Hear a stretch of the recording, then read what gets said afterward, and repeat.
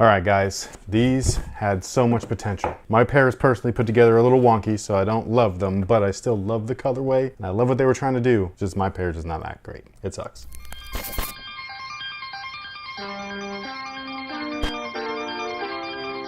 Hey, what's good, guys? My name's Chris. Welcome back to the official WearTesters.com YouTube channel. Today we got a detailed look and review on another pair of ones. Just another day at the office. And this, my friends, is the Air Jordan 1 High OG in the Stealth colorway. Brand new colorway for the shoe, which I think is great. I've been really anticipating this particular colorway myself because I personally love the Shadows, the Shadow 2.0s, and now these guys right here. They are missing the black portions on the back collar, so they're kind of like the Heritage style or the Travis Scott fragment and all that stuff, but not, which I think is interesting. Also, most people don't love this color blocking, which I think is weird because I think they look really great. It's like a home version of the black based shoes. So for the Heritage ones, for example, you take the black and reds, the classics, the breads, if you will, the band ones, and you just change all the black stuff to white.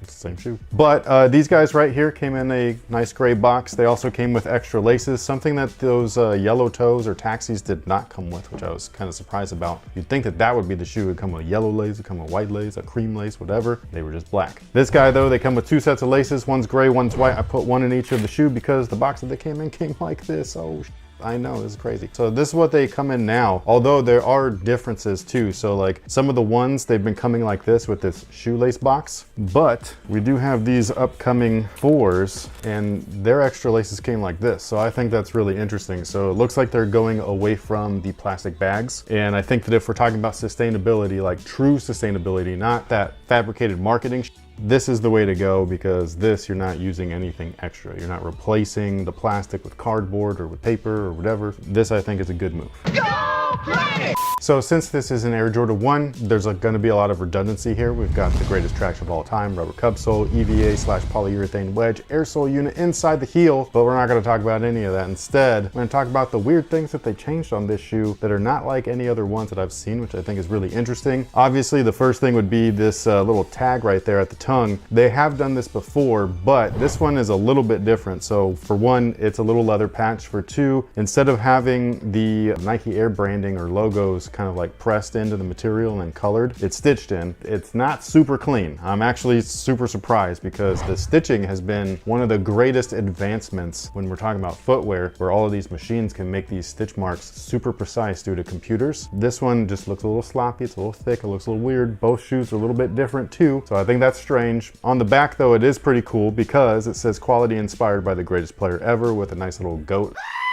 So I like that. I just don't love the execution. On top of that, like, can you see mine's like crinkled up? Oh yeah. It's a little weird. So I think that the idea and the thought was great. It's just my personal pair, the execution's not that great. Also, one of the other really weird things, this is probably the weirdest part about the shoe, and I did not notice this until just now, like right before we press record. The liner is like microfiber suede. I don't even know if they have done that before. I don't recall that being a thing in an Air Jordan 1 yet. So this might be the first time that they've done that. I have two thoughts on that. One, wow, that's cool. Like that's like a really like dope touch right there. Second thought, my cankle's gonna be f***ing sweaty, man. I hope that it absorbs, but not shows. I would have thought that this would have made a debut on a 1 low and not on a 1 high. I concur. So those are the couple of things that I think is really interesting about this shoe. The materials themselves are super soft, super nice on top of that. It's the same kind of stuff. So like if we're talking about the yellow toes, which a lot of people are trying to compare to the Shattered backboards. Yes, I am aware that the Shattered backboards uses a nice leather for Jordan brand's sake. But when we're talking about like nice leather, like real nice leather, the only Jordan 1 that has ever done that outside of the original and the 95 Retro is actually the Air Jordan 1 Band. The one that went straight to outlets because they actually put the date wrong on the inside. I had a pair of those. The entire shoe is made up of premium leather. So if we're gonna be having an Air Jordan 1 colorway and having it be called like, I don't know what you would call it, but like, you know, like have it be like the benchmark for like all leather, at least all leather featured on Air Jordan 1s from here on out. It should not be the Shattered backboard 1. It should be the actual premium Jordan 1, which was the Bands. That's just my thoughts though. Now, something that I don't like about the shoe, obviously would be the craftsmanship or the overall construction. Mine's just a little bit weird. My right shoe right here, the sole is a little warped. So like, Looks like a skate ramp. Now, a positive about that is that the soles on Air Jordan 1s are so thin that by the time you put your weight in there, it'll even it out and everything like that. A lot of people like will squeeze these and be like, oh, they're soft, and that's how you indicate whether they're real or not. It's not really a way to do it. These shoes are made at so many different factories. I was just trying to look to see like all of the upcoming from here to about December. There are so many retros coming out. It is impossible for one factory to take care of all of that work. So they are sourcing multiple factories. Some of them are making them with a little bit better rubber than others. Some are making them with a little bit better materials than others. Some have shoddy craftsmanship like this one. Some of them have more love. Exactly. So it just kind of depends on what it is. When you have a brand that is manufacturing tens of thousands of just a single colorway and then multiply that by the amount of product that we're getting from here until just December. Another thing that I think is a little bit off is just the collar. It's just not straight, guys.